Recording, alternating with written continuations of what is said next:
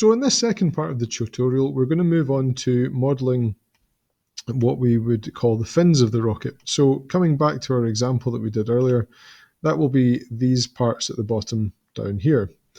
So the fins are created in a fairly straightforward process, but we need to learn a little bit about work planes to do them.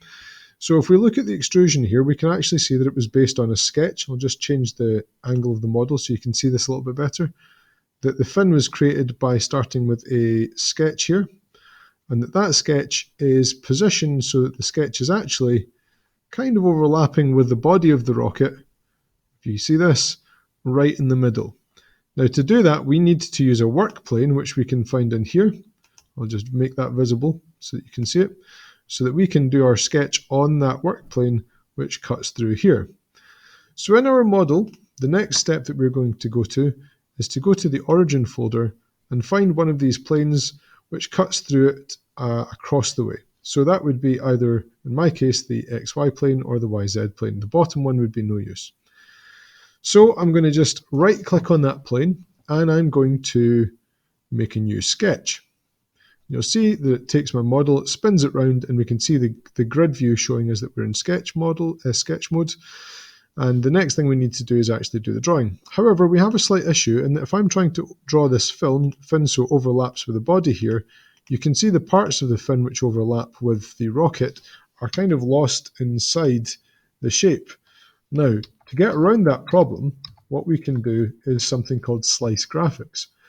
This basically means that the object will be cut away in front of my sketch plane. So I can right click and I can go up to, or down to, should I say, slice graphics, or I can just use the key F7 on the keyboard and you'll see that it cuts this away. So now I can see the surface upon which I'm doing my sketch. For this to work, the key thing is that whatever shape you sketch for your fin has to be a closed loop. There can be no gaps in it, so it has to join back together. So you could do something quite simple with the line tool, where you simply just draw a nice angular fin. It goes out, comes down, comes back in, and then joins back together. That would be absolutely fine.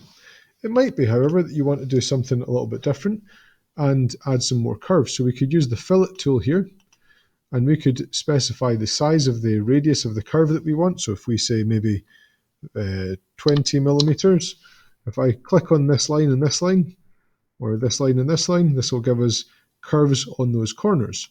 It could even be that I wanted to use a completely different tool to create my fin. So instead of using straight lines, I might decide to use the arc tool to create curved, sweeping edges. It's really up to you how you create it. It's not going to really have any big impact on the finished design. I'm just going to go back to something that looks a bit like this because it's just what I've done before. So I'm just going to add the fillets here and here.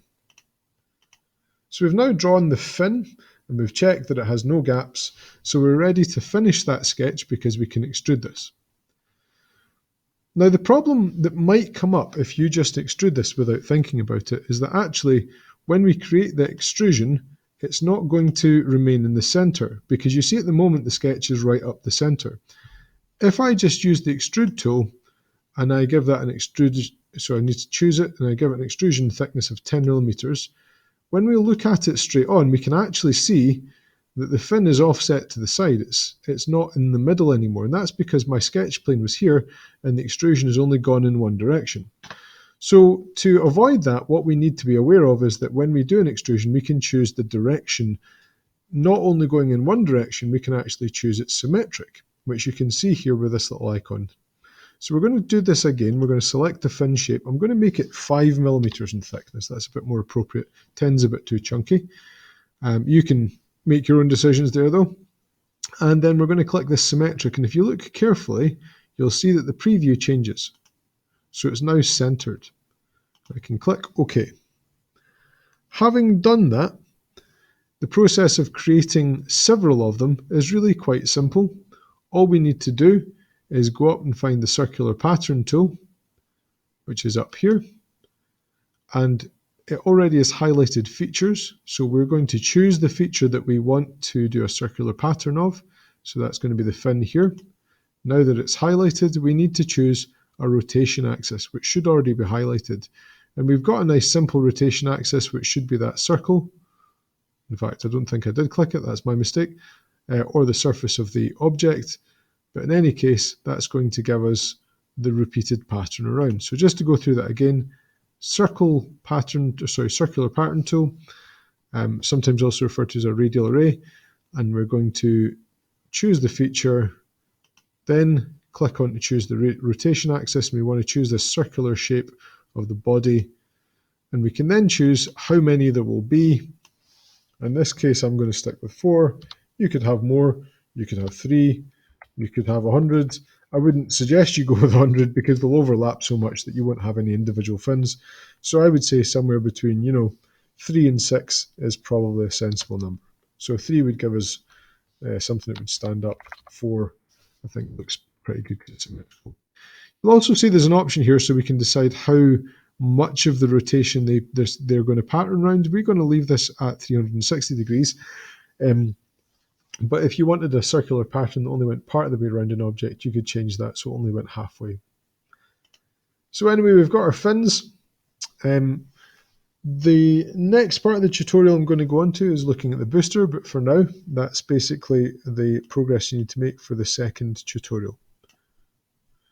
Incidentally, as you go along, you should make sure you're saving your work frequently, and that when you click on save, if you're using our school network, you're going into this wee drop down and making sure you found your network drive. You mustn't just save it in the My Documents folder because you will not get it.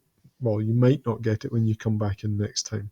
So we make sure that we go down to the bottom here and find the network drive that's got your surname, first initial 01. So I'm just going to call this Rocket, and I would suggest you call it example 1. And save that now. Okay, so we'll just stop this tutorial and then we'll move on to the next one when you're ready.